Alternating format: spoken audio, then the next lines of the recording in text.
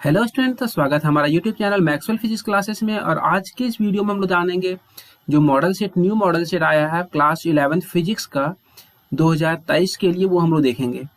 तो यहाँ पर आप देख पा रहे हैं, यहाँ पर जो पैटर्न है वो ऑब्जेक्टिव क्वेश्चंस है। जो टोटल मार्क्स है आपका 40 है, सब्जेक्ट फिजिक्स है। सभी यहाँ पर लिखा हुआ है, सभी प्रश्नों के उत्तर अनिवार्य हैं। इसमें टोटल प्रश्न 40 हैं।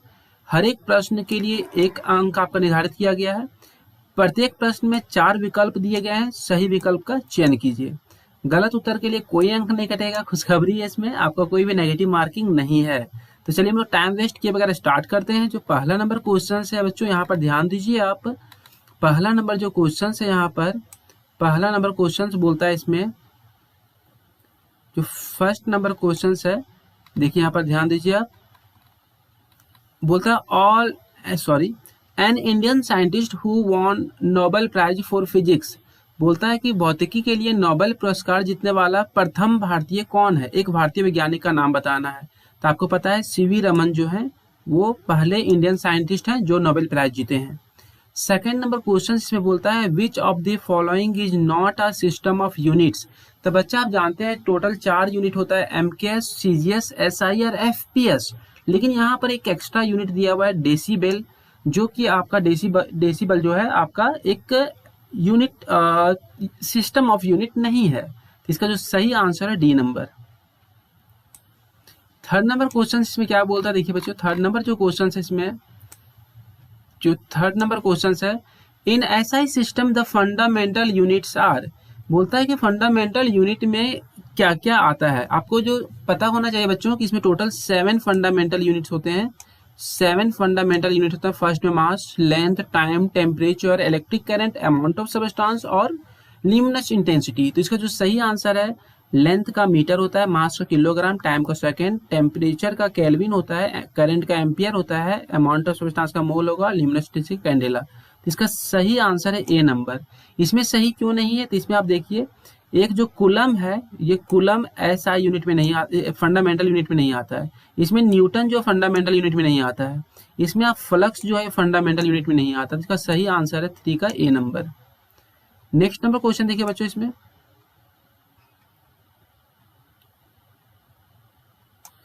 जो 4 नंबर क्वेश्चन है, इसमें देखिए ध्यान दीजिए।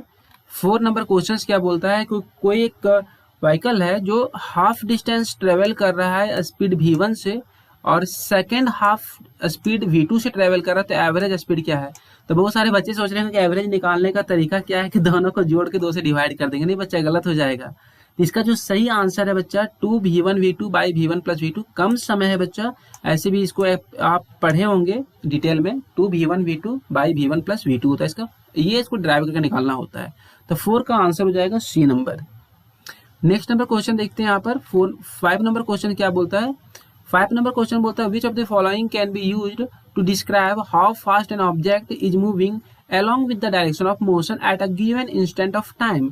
बोलता है कि कोई भी ऑब्जेक्ट है, यदि बहुत ही कोई फास्ट मूविंग ऑब्जेक्ट है, तो उसको पर्टिकुलर टाइम में क्या बताता है, पर्टिकुलर डायरेक्शन में। यहाँ मेंशन किया हुआ डायरेक्शन ऑफ मोशन। तो इसका जो सही आंसर हो जाएगा ए नंबर, इंस्टेंटेनियस वेलोसिटी बताता है।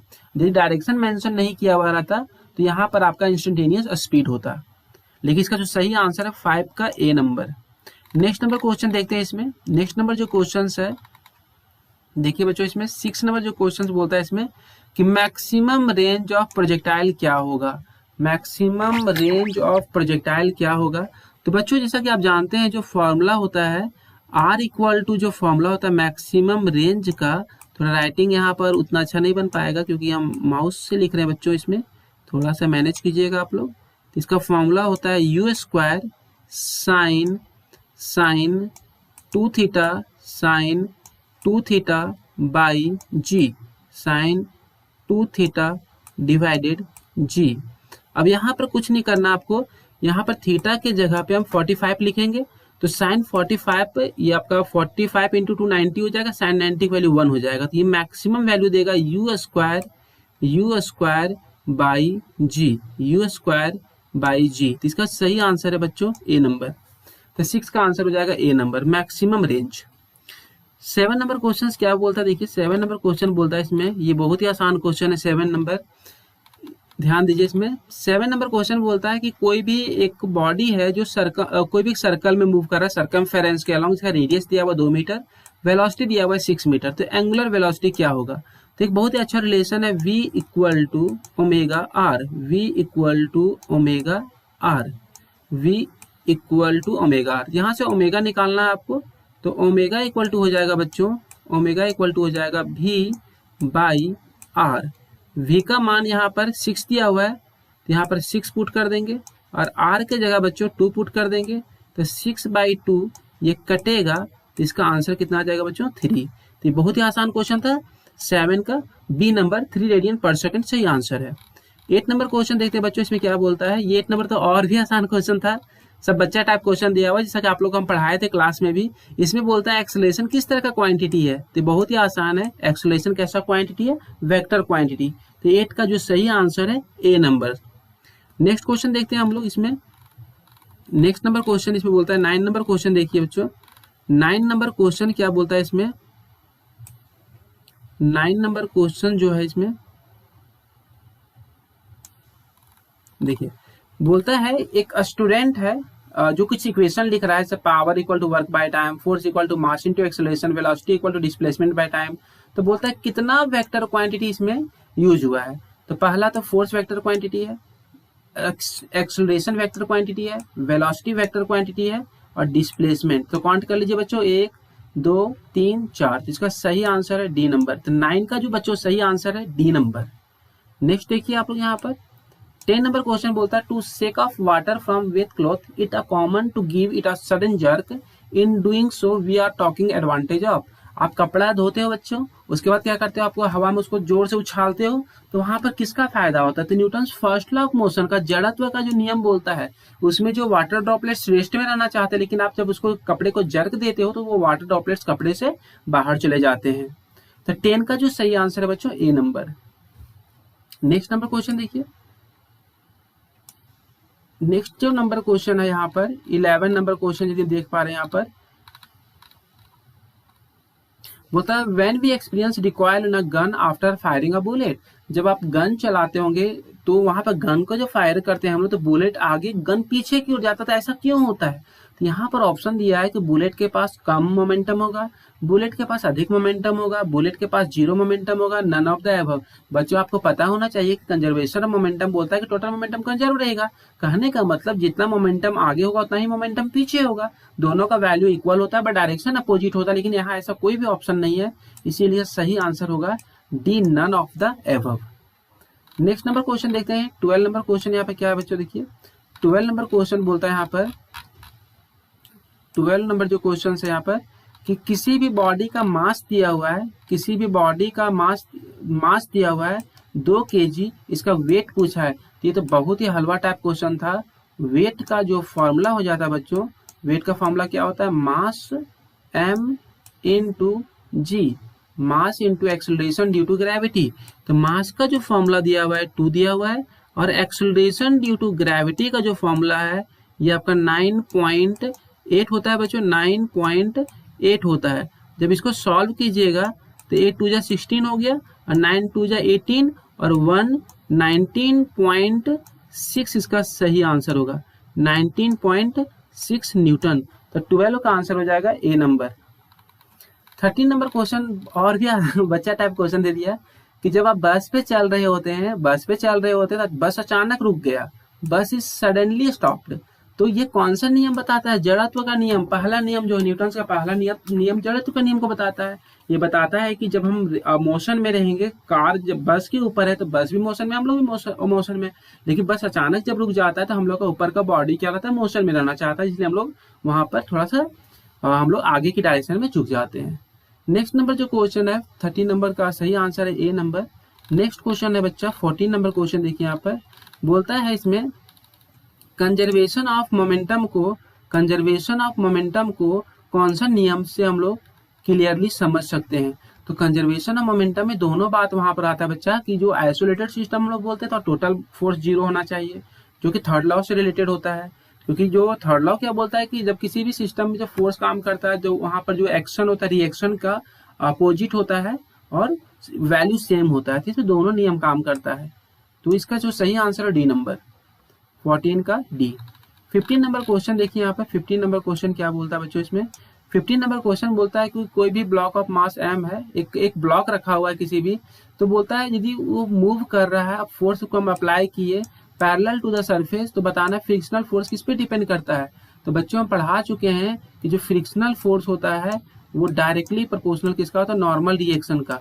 और नॉर्मल रिएक्शन जो होता है, नॉर्मल रिएक्शन का फॉर्मूला होता है mg। तो कहीं ना कहीं जो फोर्स जो डिपेंड कर रहा है बच्चों वो मास पे डिपेंड कर रहा है, फोर्स जो डिपेंड कर रहा है मास पे डिपेंड कर रहा है। तो 15 का आंसर हो जाएगा B number. Next number question देखेंगे 16 नंबर क्वेश्चन क्या बोल रहा है इसमें। 16 नंबर क्वेश्चन देखिए बच्चों इसमें क्या बता रहा है। 16 नंबर क्वेश्चन बोलता है in any kind of collision.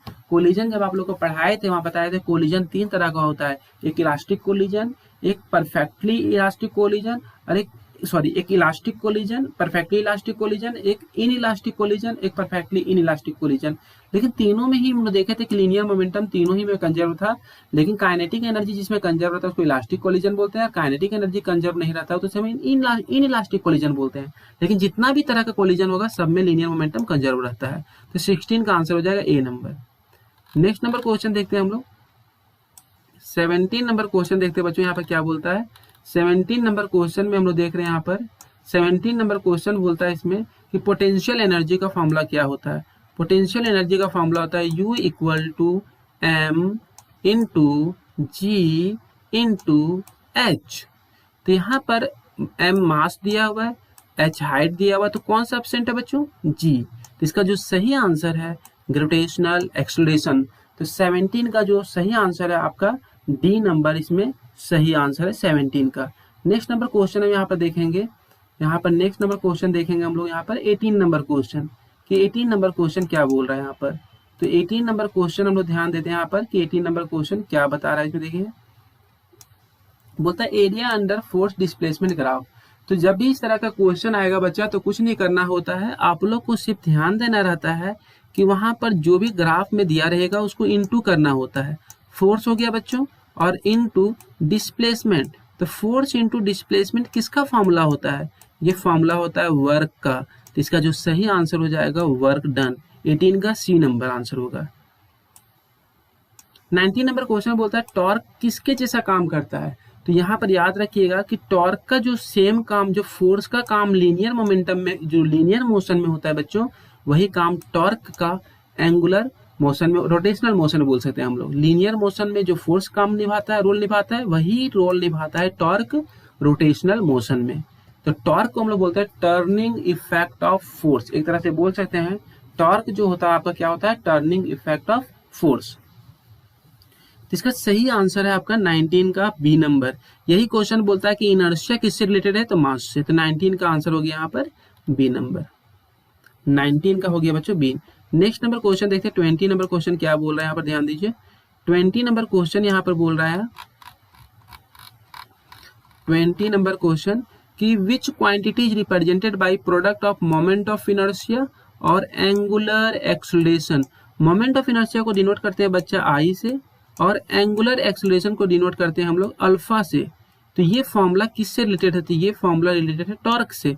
अब बोलिएगा कि सर ये टॉर्क कैसे आ गया, तो देखिए हमको जो फॉर्मूला पता होता है बच्चों F equal to M A, ये सबको आता है। F इक्वल टू जो फॉर्मूला होता है मास इंटू एक्सेलरेशन। तो यहाँ से आप याद रख सकते हैं कि एक्सेलरेशन अल्फा की जगह पे चला गया, मास मोमेंट ऑफ इनर्शिया की जगह पे चला गया और फोर्स किसकी जगह पे चला गया, टॉर्क की जगह पे। तो इसका जो सही आंसर है बच्चों टॉर्क, 20 का बी नंबर।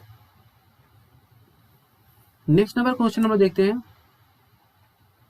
21 नंबर क्वेश्चन बोलता है कि कोई भी बॉडी रोटेट कर रहा है तो यहाँ बताना है कि जो एंगुलर मोमेंटम का डायरेक्शन किधर होगा। तो याद रखिएगा एक्सिस ऑफ रोटेशन के अलोंग। 21 का आंसर है डी नंबर। 22 नंबर क्वेश्चन देखिए यहाँ पर कि एस्केप स्पीड किस पे डिपेंड नहीं करता है। ये क्वेश्चन करवाए थे क्लास में कि एक बंदर को यदि भेजना रहेगा अर्थ के बाहर या हाथी को भेजना रहेगा तो दोनों में से किसका एस्केप स्पीड अधिक होगा, दोनों का सेम होगा। तो मास ऑफ बॉडी पे डिपेंड नहीं करता, याद रखिएगा।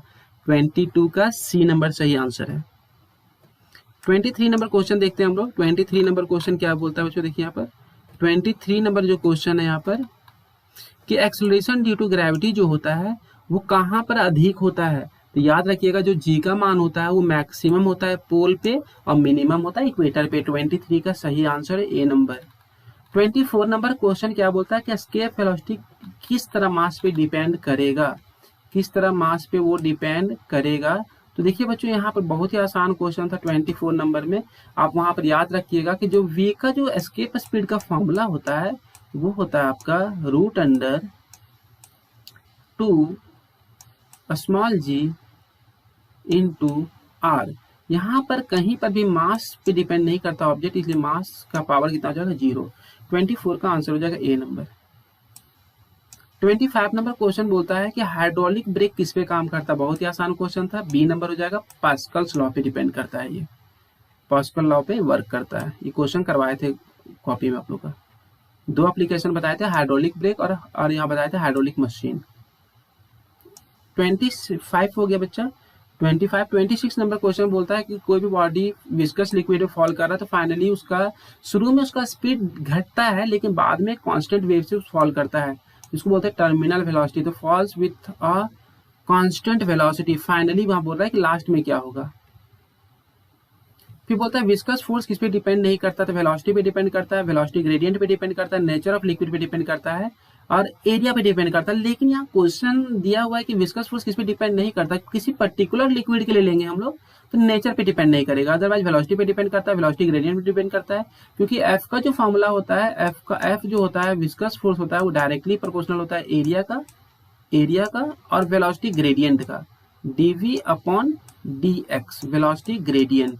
तो यहाँ पर हम देख रहे हैं कि ये एरिया पे भी डिपेंड कर रहा है, वेलोसिटी पे भी कर रहा है, वेलोसिटी ग्रेडियंट पे। तो यहाँ सही आंसर यहाँ पर हमको देखना होगा, तो 27 का सी मार सकते हैं हम लोग। नेक्स्ट नंबर क्वेश्चन देखिए 28 नंबर क्वेश्चन क्या बोलता है इसमें। 28 नंबर जो क्वेश्चन है कि velocity up to which the flow of liquid remains streamline तो बोलता है एबव इज टर्बुलेंट। तो यहाँ पर सही आंसर है क्रिटिकल वेलोसिटी बोलते हैं उसको हम लोग। स्ट्रीमलाइन के बाद वेलोसिटी को बढ़ा देंगे तो वेलोसिटी उसका जो मोशन हो जाएगा टर्बुलेंट हो जाएगा, क्रिटिकल वेलोसिटी बोलते हैं इसको। 29 नंबर क्वेश्चन देखिए क्या बोलता है इसमें। 29 नंबर क्वेश्चन बोलता है इसमें कि कोई भी एक स्टील वायर है, इसमें लोड कितना किया गया 2 kg, तो रेडियस को डबल कर दिया गया। पहले पतला तार था, इसमें जो लोड दिया गया वो 2 kg का लोड दिया गया। अब बोलता है तार को मोटा कर दीजिए। तो ऑब्वियसली है बच्चों कि जब तार को आप मोटा कर दीजिएगा तो तार पहले से नहीं खिंचाएगा। क्यों नहीं खिंचाएगा? क्योंकि मेरा तो वेट अभी भी 2 ही kg ना लटकाना है हमको, तो इसमें एक्सटेंशन जो का तार खिंचाएगा वो कम खिंचाएगा। तो यहाँ पर याद रखिएगा कि जो यहाँ पर रेडियस को जब हम डबल कर दे रहे हैं तो इसका एरिया जो है 4 टाइम्स बढ़ जा रहा है, इसीलिए इसका एक्सटेंशन 4 टाइम्स घट जाएगा। 29 का सी नंबर सही आंसर है बच्चों। 30 नंबर क्वेश्चन देखेंगे यहाँ पर कि आइडियल 30 नंबर क्वेश्चन जो यहाँ पर देखिए ध्यान से। 30 नंबर क्वेश्चन क्या बोलता है कि 30 नंबर क्वेश्चन यहाँ पर बोलता है, 30 नंबर जो क्वेश्चन है यहाँ पर देखिए कि the best ideal black body. तो पहले आपको जानना होगा ब्लैक बॉडी किसको बोलते हैं, जो हर तरह का कलर को क्या करता है एब्जॉर्ब करता हो, वो उसको वापस जाने नहीं देगा। तो इसमें आपको याद रखना है कि एक hollow enclosure of blackened inside the and having a small hole. यहाँ स्मॉल होल हम लोग इसलिए लेंगे क्योंकि यदि कोई भी सरफेस हम ले लिए और यहाँ पर यदि कोई भी इसमें लाइट इंटर मार रहा है तो यहाँ पर ये लाइट सिर्फ टकरा के अंदर ही रह जाएगा, एब्जॉर्ब रह जाएगा, कहीं जा नहीं पाएगा। तो इसीलिए इसका जो सही आंसर है डी नंबर 30 का। 31 नंबर क्वेश्चन देखेंगे यहाँ पर। 31 नंबर क्वेश्चन क्या बोलता है देखिए यहाँ पर। 31 नंबर क्वेश्चन बोलता है कि ट्रांसलेशनल काइनेटिक एनर्जी क्या होगा कोई भी मॉलिक्यूल की। ये तो आराम था, आसान भी था, 3/2 RT याद रखिएगा। बोलता है which of the following parameter does not characterize the thermodynamic state of matter. यहाँ पे वर्क जो है आप वहाँ पढ़े होंगे, constant volume, constant pressure, constant temperature, इसको आइसोथर्मल प्रोसेस बोलते हैं, इसको एडियाबैटिक बोलते हैं, इसको आइसोकोरिक बोलते हैं। वर्क पे डिपेंड नहीं करता है। 32 का आंसर हो जाएगा A number. Next number question देखेंगे हम लोग। 33 नंबर क्वेश्चन क्या बोलता है इसमें। 33 नंबर जो क्वेश्चन है इसमें, 33 नंबर क्वेश्चन बोलता है इसमें कि 33 नंबर क्वेश्चन बोलता है heat can not by itself flow. अभी आप जानते हो बच्चों कि हीट जब भी फ्लो करता है higher temperature to lower temperature, कभी भी ये लोअर से हायर नहीं जा सकता। ये बात कौन बताए थे? कैल्विन्स, ये जो था सेकंड लॉ ऑफ थर्मोडायनेमिक्स में था, क्लॉसियस स्टेटमेंट था और कैल्विन्स स्टेटमेंट था। तो ये बात बताता है second law of thermodynamics. 34 number question यहाँ पर देखेंगे। 34 नंबर क्वेश्चन क्या बोलता है कि किसी भी इंजन का इफिशियंसी दिया हुआ 1/6, टेम्परेचर को घटा दिया गया 62 डिग्री सेल्सियस, तो इफिशियंसी डबल हो जाता है, तो टेम्परेचर ऑफ सोर्स क्या होगा। यहाँ आप लोग के लिए हम दो इक्वेशन लिख दे रहे हैं। इफिशियंसी का जो फॉर्मूला होता है बच्चों, ये होता है 1 माइनस T2/T1। आप घर में इसको ट्राई कीजिएगा, बन जाएगा T2/T1। पहला इक्वेशन में क्या करना है, इफिशियंसी की जगह पे 1/6 लिखना आपको। 1/6 equal to 1 minus T2/T1। T2/T1 इसको इक्वेशन 1 ले लीजिए, ये इक्वेशन 1 हो गया। फिर क्या बोलता है, अकॉर्डिंग टू क्वेश्चन बोलता है इसका इफिशियंसी डबल हो जाएगा जब इसका सिंक का टेम्परेचर को हम क्या करेंगे 62 डिग्री सेल्सियस घटा देंगे, तो इसका डबल कर दीजिए इफिशियंसी, तो 2/6 हो जाएगा इक्वल टू 1 माइनस, अब टेम्परेचर जो होगा सिंक का उसमें घटा देना है, कितना घटा देना है आपको 62 घटा देना है, तो T2 में 62 हम लोग माइनस कर देंगे और डिवाइडेड T1। अब दोनों इक्वेशन को सॉल्व करके यहाँ से इस इक्वेशन को इस इक्वेशन को सॉल्व करके T1 का वैल्यू निकाल लीजिएगा, तो इसका जो वैल्यू आएगा 99 डिग्री सेल्सियस आएगा। तो 34 का आंसर आएगा D number. Next number question है 35 नंबर कि काइनेटिक थ्योरी ऑफ गैसेस के अनुसार एब्सोल्यूट जीरो टेम्परेचर पे क्या होगा। ये क्वेश्चन करवाए थे क्लास में कि सारे के सारे मॉलिक्यूल्स क्या हो जाएंगे, मोशन जो उसका सीज कर जाएगा, स्टॉप कर जाएगा। 35 का आंसर हो जाएगा C number. Next number question देखिए 36 नंबर क्वेश्चन क्या बोलता है, इन अ गैसेस और साउंड वेव बीच तो गैसेस में क्या होता है, साउंड वेव हमेशा लॉन्गिट्यूडिनल नेचर का होता है, ये आपको पता होना चाहिए। 67 नंबर क्वेश्चन बोलता है कि कोई भी वेव है जो 20 वाइब्रेशन कर रहा है 2.5 सेकेंड में, तो ये बताना फ्रीक्वेंसी क्या होता है। तो बार बार सिखाया कि एक सेकंड में कितना वाइब्रेशन करेगा, तो एक सेकंड में कितना करेगा, तो 22.5 सेकंड में कर रहा है ना, ये हो जाएगा 20/2.5।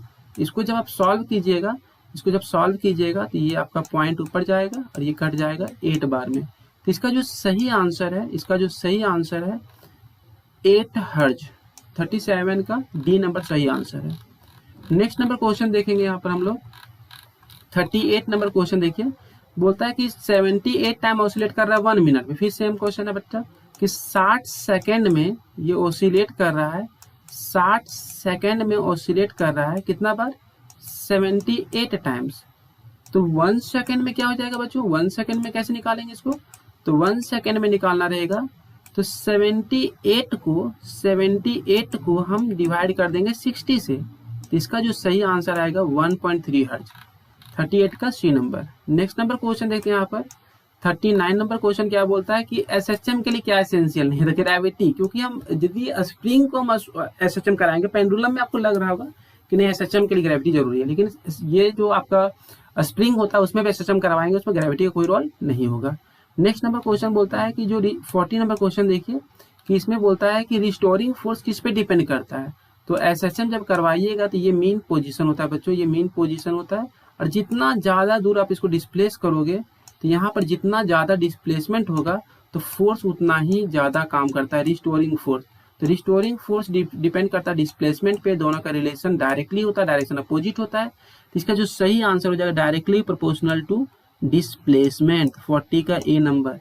और इस तरह ये आपका मॉडल सेट 1 कंप्लीट हो गया। और यदि आप इस चैनल पे नए हैं तो इस चैनल को सब्सक्राइब कर दीजिए, और भी आपका ढेर सारा इसमें कुछ बताएंगे इंपॉर्टेंट क्वेश्चन, और भी मॉडल सेट आएगा तो और भी बताएंगे। Thank you, all the best.